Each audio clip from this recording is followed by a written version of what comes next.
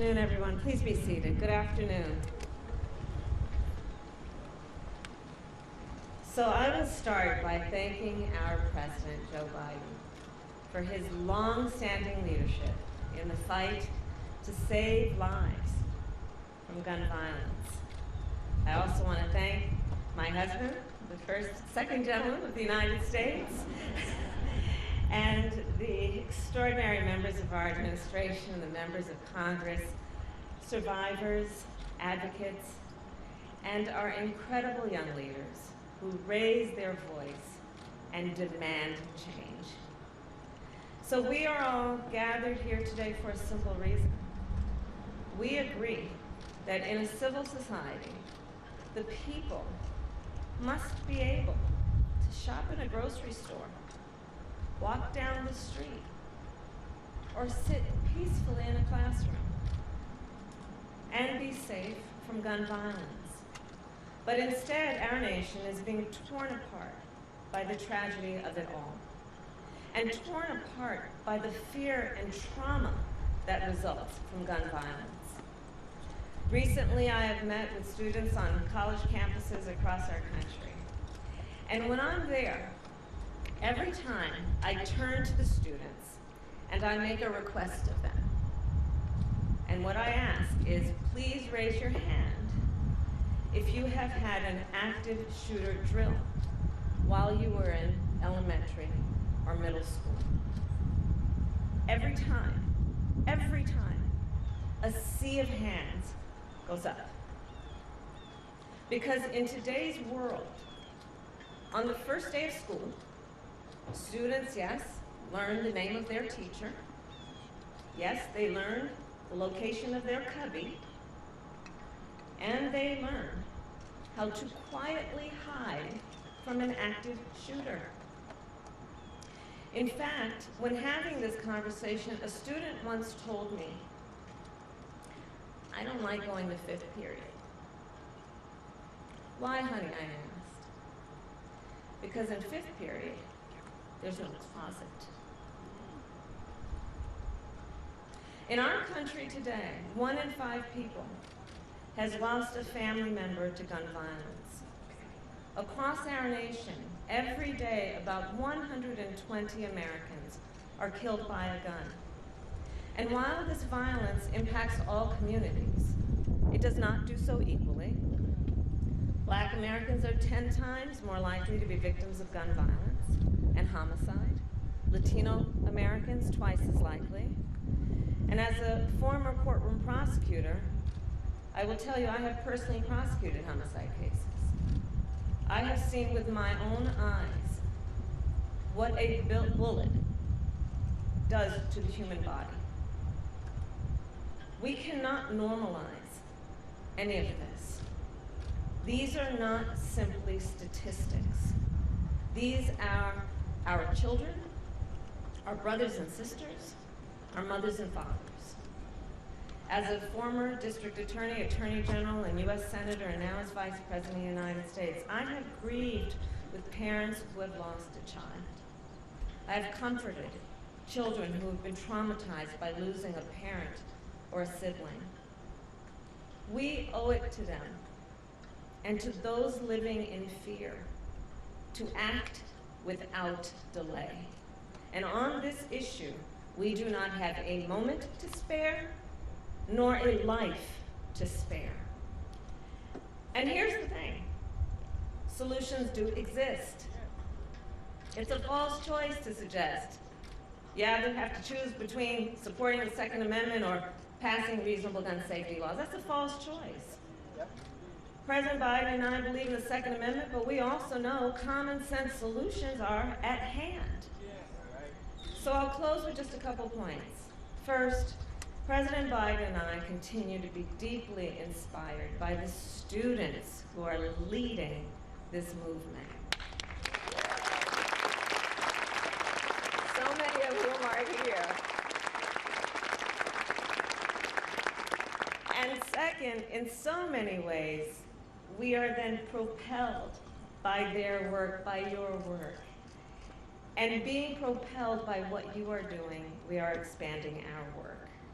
With this new office, we will use the full power of the federal government to strengthen the coalition of survivors and advocates and students and teachers and elected leaders to save lives and fight for the right of all people to be safe from fear and to be able to live a life where they understand that they are supported in that desire and that right. And with that, I will now introduce a national leader on this issue. He was only 15 years old when he joined this movement. He is an organizer, he is an advocate, he is a coalition builder, and he is the first Gen Z member of the United States Congress. Representative Maxwell Frost.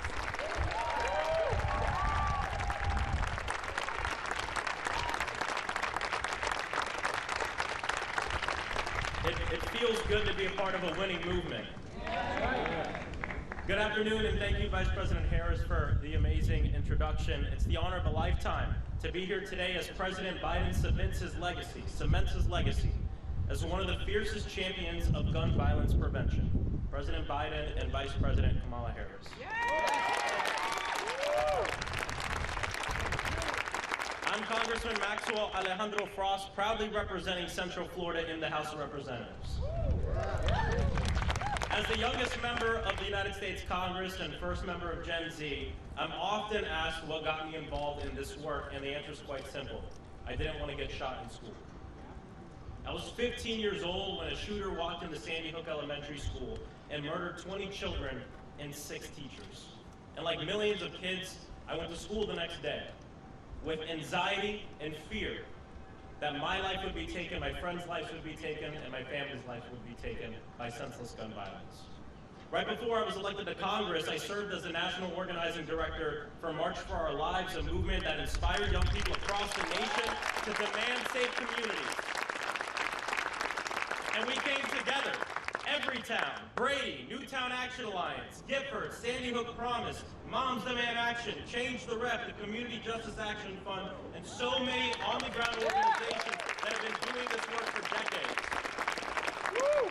It's because of that steadfast, passionate organizing that we are a winning movement. But we're a winning movement doing very difficult work, because the brutal truth is usually when the most people are paying attention to our movement, it's usually coupled with carnage and death. But not today. Today, the country sees us here at the White House with a president who is taking action. My very first bill as a member of Congress was to introduce the Office of Gun Violence Prevention Act of 2023. To bring together a federal coordinated response on this issue. And today, that bill and our ask as a movement will become a reality due to the executive action and leadership of President Biden and Vice President Harris. See, the president understands that this issue, especially for young people, especially for marginalized communities, is a matter of survival. He's a president who's been fearless enough to reject the gun lobby and sign into law the first major federal gun legislation passed in nearly 30 years, the Bipartisan Safer Communities Act. And look, this action, that legislation come from love. From Pulse to Parkland, we fight because we love. From Breonna Taylor to Trayvon Martin, we fight because we love. From Tiana Major, Joaquin Oliver, Jamie Guttenberg, we fight because we love. Because when you love somebody, you want them to live free of gun violence. That is what true freedom is. And President Biden wants that safety and freedom for every American. And if this week has shown us anything, because the White House has been very busy this week, it's that Joe Biden wants to be and is a president that understands the power of young people. A president fighting for the world that we deserve. Today, as this administration announces yet another piece of groundbreaking action in the fight to save lives, I am proud to introduce the President of the United States of America, President Joe Biden. Yeah!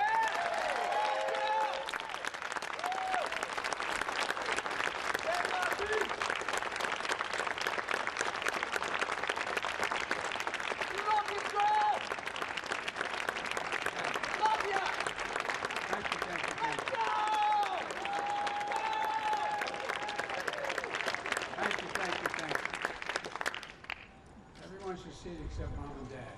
Mom and Dad, stand up. I want everybody to see the parents of this proud young man.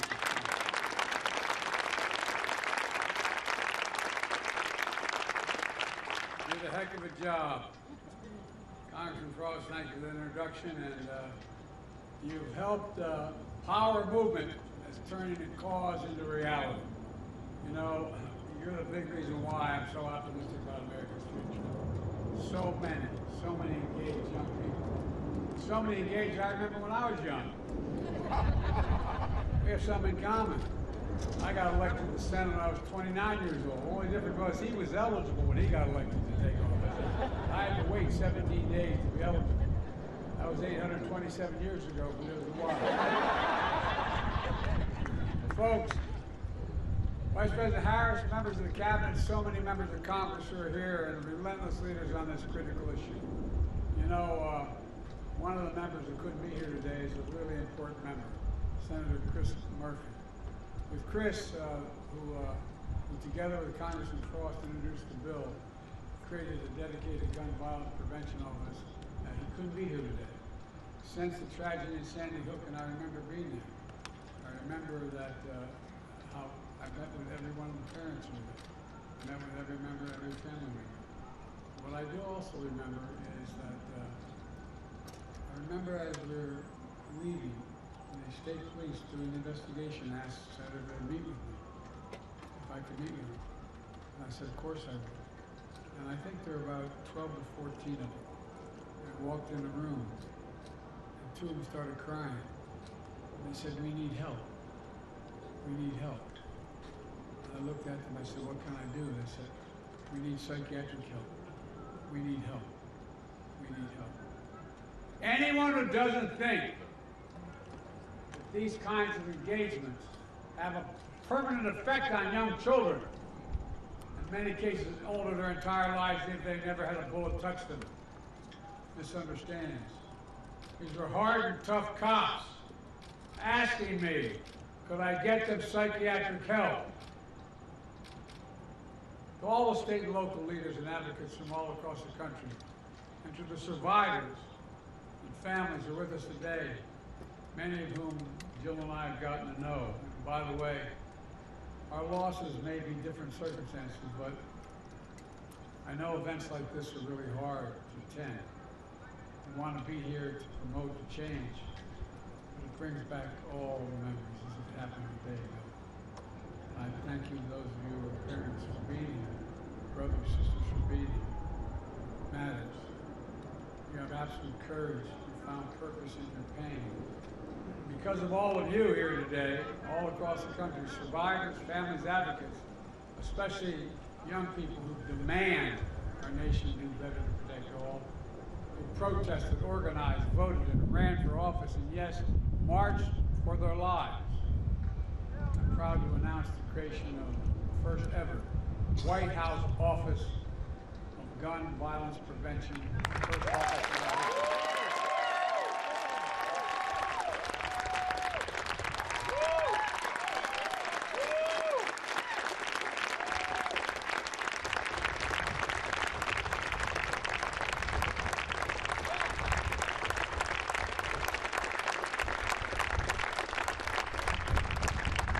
Created by executive order, I determined to send a clear message about how important this issue is to me and to the country. It matters. And here's why. After every mass shooting, we hear a simple message. The same message all over the country. I've been to every mass shooting. Do something. Please do something. Do something to prevent the tragedies that leave behind survivors who will always carry the physical and emotional scars. Families will never quite be the same. Communities overwhelmed by grief and trauma. Do something. Do something. My administration has been working relentlessly to do something. To date, my administration has announced dozens of executive actions to reduce gun violence, more than any of my predecessors at this point in their presidencies, and they include everything from cracking down on ghost guns, breaking up gun trafficking, and so much more. And last year, with your help, I signed into law the Bipartisan Safer Communities Act. the most significant gun safety law in almost 30 years. It strengthens background checks, expands the use of red flag laws, improves access to mental health services, and so much more. This historic law will save lives. It's a really important first step. And by the way, I was the guy along with a woman in California who once banned assault weapons and mobile magazines. We're going to do it again. We're going to do it again. Call to action, the reason to hope, because for so long the conventional wisdom was we'd never get any Republicans to support gun safety legislation. But we did. For the first time in 3 decades, we came together to overcome the relentless opposition from the gun lobby, gun manufacturers, and so many politicians opposing common sense gun legislation. And we beat them.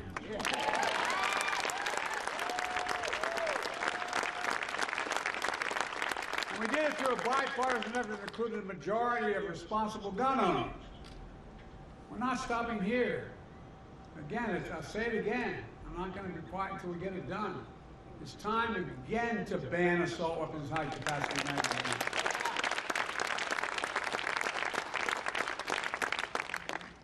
If you need 80 shots in a magazine, you shouldn't own a gun. Because look, last time we did it, it worked. We also, last time, we established universal background checks to require safe storage of firearms. It's time. Yeah. It's time. Look, while we push for Congress to do more, we're going to centralize, accelerate, and intensify our work to save more lives more quickly. That's why this new White House Office of Gun Violence Prevention is what it's designed to do. It will drive and coordinate a government and a nationwide effort to reduce gun violence in America, and will be overseen by an incredible vice president who understands this. That's not hyperbole, that's a fact. She's been on the front lines of this her entire career as a prosecutor, as an attorney general, and as a United States Senator. Her deep experience will be invaluable for this office. And Steph, where's Steph Feldman? Steph, I want you to stand up, please. Steph Feldman has been working on this issue with me since Sandy Hook in 2012.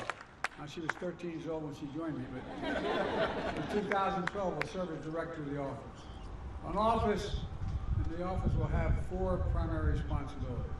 First, to expedite the implementation of the Bipartisan Safer Communities Act and the executive actions already announced. And I mean it.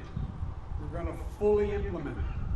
Second, coordinate more support for survivors, families, and communities affected by gun violence, including mental health care, financial assistance, the same way FEMA responds to natural disasters. Just like, same way.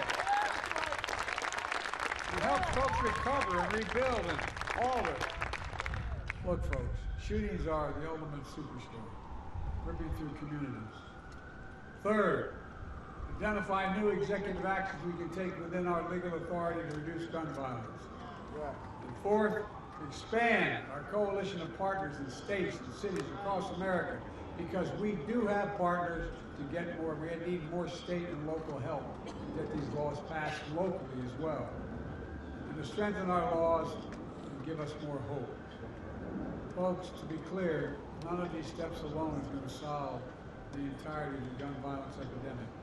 None of them. But together, they will save lives. And it's going to help. It'll help rally the nation with a sense of urgency and seriousness of purpose. Today, guns, I never thought I'd even remotely say this in my whole career. Guns are the #1 killer of children in America. Guns are the #1 killer of children in America, the United States of America. More than car accidents, more than cancer, more than other diseases. In 2023 so far, our country has experienced more than 500 mass shootings and well over 30,000 deaths due to gun violence. This is totally unacceptable. It's not who we are. And we have to act, and we have to act now. And let me be very clear. members of the Congress refuse to act, then we'll need to elect new members of Congress that will act. Democrat or Republican. Look, folks, there comes a point where our voices are so loud, our determination so clear, that our effort can no longer be stopped. We're reaching that point. We've reached that point today, in my view, where the safety of our kids from gun violence is on the ballot. At the end of the day, whether the Democrats or Republicans, we all want our families to be safe. We all want to go to school, houses of worship, grocery stores, gyms, malls, movies, without constant anxiety. We all want our kids to have the freedom to learn how to read and write in school instead of ducking cover, for God's sake. And it matters. So let me close with this. Earlier this summer, I was in Connecticut at a summit on gun safety hosted by Senator Murphy. 4 students impacted by gun violence who are here with us today summoned extraordinary courage and stood and shared their stories on stage. 4 of them. They each came from different backgrounds, different parts of the country, different shootings. But they shared a common singular message. And one of them summed up in just a few words, and I quote, "The deadly and traumatic price for inaction." That's what he talked about, the deadly and traumatic price for inaction. They made clear what all of you know too well. That price can no longer be the lives of our children and the people of our country. They spoke for an entire generation of Americans who will not be ignored, will not be shunned, and will not be silenced. And I know progress is hard. I've been at this a long time, and we've done it before. We can do it again. As we're here, I'm here to tell you, to you and Vice President Harris hears you as well. You're right. You're right. We're by your side, and we're never going to get up. You can give up dealing with this problem. We're never going to forget your loved ones. We're never going to get there unless we remember. You know, I know we'll do this because I know you. Heroes. Heroes proving that even with heavy hearts, you have unbreakable spirits. In memory of your loved ones, you're building a movement that endures. Above all, you'll never give up on the one thing we must never lose: hope. Hope. Hope. Jill and I, Kamala and Doug, our entire administration, more determined than ever to carry forward that hope, that inspiration, that light that you continue to give us all. For the lives we have lost, or for the lives we can save, we can do this. We just have to keep going. We just have to keep the faith. We just have to remember who we are. Every time I walk out of my grandpa's house up in Scranton, he'd yell, "For real. Joey, keep the faith." My grandmother would, "No, Joey, spread it. Spread it." That's what we have to do. Spread the faith. And remember, really sincerely, we are the United States of America. There is nothing beyond our capacity when we do it together. Nothing we've ever tried to solve when we've done it together, we haven't succeeded. God bless you all, and God protect our troops, and may God protect our children. Thank you so much. Distinguished guests, please remain in the Rose Garden as the President and the Vice President depart. Thank you.